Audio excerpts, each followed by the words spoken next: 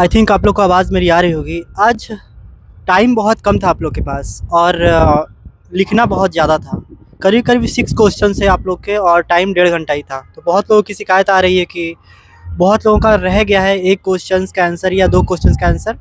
2, 4, 5 लोगों से बात हुई है। सब लोग बोल रहे हैं कि रह गया है, छूट गया है मेरा, मैं क्या करूँ? बहुत परेशान हूँ। तो बिल्कुल ऐसा भी नहीं है, आपको बिल्कुल पैनिक नहीं होना है। 1-2 क्वेश्चन्स रह भी गया है तो कोई प्रॉब्लम नहीं है। अगर आपकी वो 15 सीट थी ना, तो 15 सीट में से मेरे टाइम में 50 नंबर का क्वेश्चन था और 2 घंटे का टाइम था। 50 नंबर का 2 घंटे में आपको उस 15 पेज में पूरा फिल करना है। तो किन्हीं-किन्हीं का हो गया था 10 पेज, 12 पेज में ही हो गया था पूरा और किन्हीं-किन्हीं का नहीं हो पाया था, ठीक है? तो उसके लिए टेंशन नहीं लेना, 1-2 छूट भी गया है तो आप कोशिश करो कि जब भी नेक्स्ट पेपर है, यानी कि कल आप लोग का ओबी का है, तो नेक्स्ट पेपर जिस भी सब्जेक्ट का रहे, तो नेक्स्ट टाइम से आप ध्यान रखना कि ऊपर से शुरू मत करना, नीचे से शुरू करना। कहाँ से?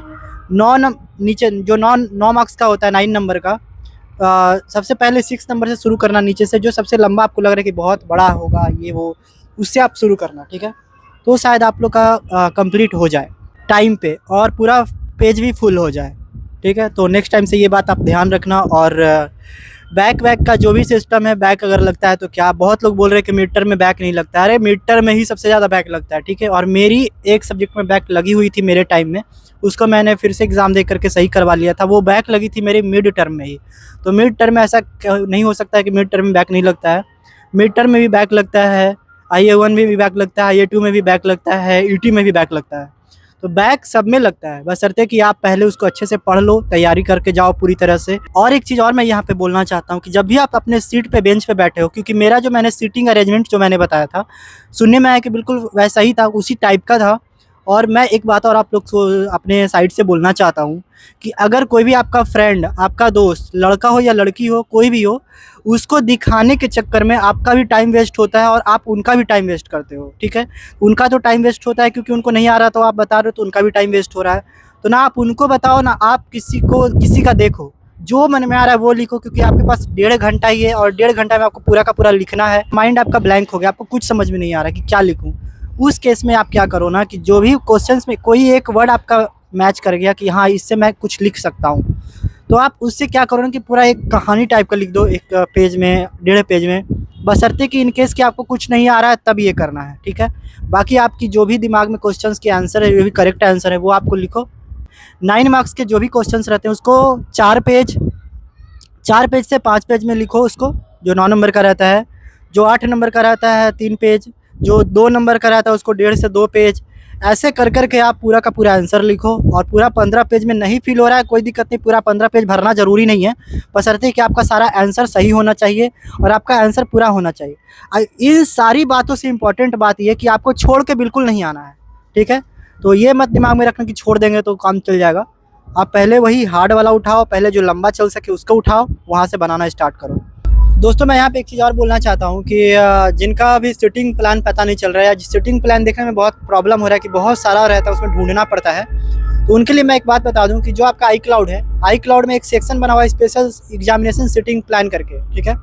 सीटिंग प्लान करके एक सेक्शन, सीटिंग प्लान का सेक्शन है, उसमें जा करके आप देखना डेली का रात में 10 बजे आपका अपडेट होता है। जैसे कि कल मेरा एग्ज़ाम है, रात में 10-11 बजे तक आप देखना, या सुबह तक भी कभी-कभी अपडेट होता है। तो उसमें आपका आ जाएगा कि कल एग्ज़ाम में कौन सा सीट नंबर है, कौन सा क्लासरूम है, उसमें आपका अपडेट होके आपका आ जाता है। तो इतना इधर-उधर देखने का ज़रूरत नहीं है, आपका अपना iCloud में ही सीटिंग प्लान में ही जा करके अपना सीट आप देख सकते हो। तो बस यही था आज का बात। और एक चीज़ और मैं बताना चाहता हूँ कि जो भी आंसर सीट आपका रहता है, स्टार्टिंग में जो कलर करने का रहता है, नेम कोड, सब्जेक्ट कोड, ये सब जो स्टार्टिंग का पेज रहता है, उसमें थोड़ा टाइम लगता है। मैं मान सकता हूँ कि 10 मिनट उसमें लगता है, तो 10 मिनट उसको माइनस करके चलो, तो वो फिल करने में, कलर करने में आपका टाइम चला जाएगा, ठीक है? तो उसको 10 मिनट माइनस करके जब भी आप स्टार्ट करो तो बिल्कुल काल्मली स्टार्ट करो और अच्छे से स्टार्ट करो, ठीक है? पे एक और बात बोलना चाहता हूँ कि अगर जिनका ID कार्ड वगैरह मान लिया बाय द मिस्टेक छूट जाता है, रह जाता है घर पे या किसी बैग पे या कहीं बाहर रह जाता है, और ये पॉसिबल नहीं होता है कि वो वापस अपनी ID कार्ड लेके आए, तो वो एक काम करेंगे, वो नीचे जाएंगे A ब्लॉक में या फिर जहाँ ERP, जहाँ से ID कार्ड मिलती है, वहाँ पे लिखवा के लेके आएंगे कुछ, तभी वो एंट्री मिलेगी।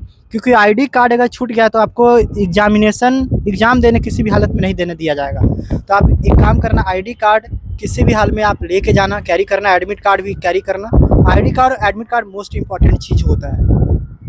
दोस्तों मैं यहाँ पे एक चीज़ और बोलना चाहता हूँ कि थ्योरी और रिटेन, जो आपका थ्योरी रहता है और रिटेन रहता है, दोनों में डिफरेंस होता है। तो थ्योरी में आप क्या करोगे ना कि जैसे आपको जो समझ में आ रहा है स्टोरी की तरह वो लिख दो पॉइंट बाय पॉइंट बिल्कुल, और जहाँ जहाँ पे डायग्राम बना जाता है वहाँ बनाओ। थ्योरी बिल्कुल आप जैसे आज मार्केटिंग का करे थे वैसे ही करना ओबी में भी, या जो भी थ्योरी पेपर है सब में।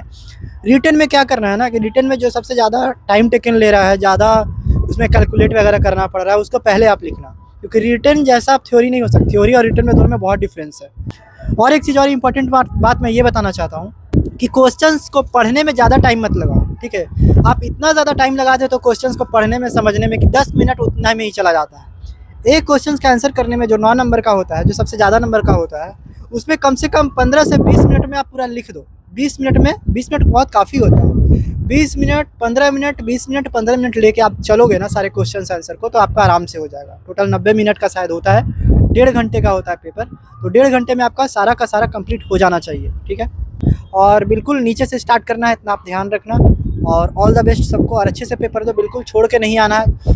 आपका टाइम कितना भी कम रहे, छोड़ना बिल्कुल नहीं है, ठीक है। अगर छोड़ दोगे तो फिर प्रॉब्लम हो जाएगी। और किसी ने कहा कि फेल नहीं करते, फेल इसमें भी करते हैं दोस्त, मिड टर्म में सबसे ज़्यादा फेल करते हैं। तो मिड टर्म में आपको फेल बिल्कुल नहीं होना है। IA1 IA2 मिड टर्म सब मिला करके पास होना है अच्छे से, और आगे पेपर दो। आगे फिर वीडियो आएगी, कोई अगर नया टॉपिक मिलता है तो फिर से वीडियो लाते हैं। तो मिलते हैं फिर से एक नए टॉपिक में नए कंटेंट के साथ। तब तक आप लोग अपना ख्याल रखो। जय हिंद, जय भारत, जय Shri Ram, Radhe Radhe, love you all.